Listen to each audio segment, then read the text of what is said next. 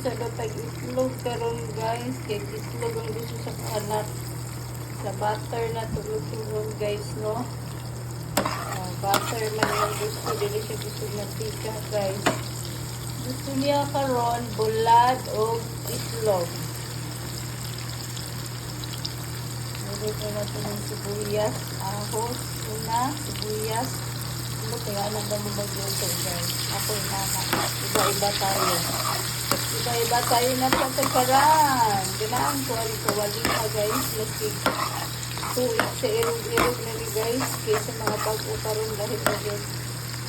Nagkulutuan ni bitaw. Kamates. Egg sa daw siya karon almusal guys.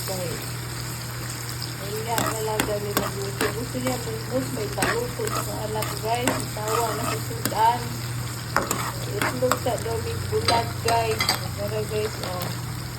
Bulat na mo guys. Prituhon. Ang itlog guys, oh. Egg with fried fish. Fried fish ba English? Ano guys? Okay, maayong morning sa inyong tanan and happy Thursday guys. Siyempre mohatag na po ng pasyon dito na Rias habang nagluluto para maswerte. Ibalik na po ng 3 kagabi 31. So, congratulations sa mga nakaparis na po sa 3 kagabi 31. Laliman ka no? 23, 31 guys. Slide ra guys no?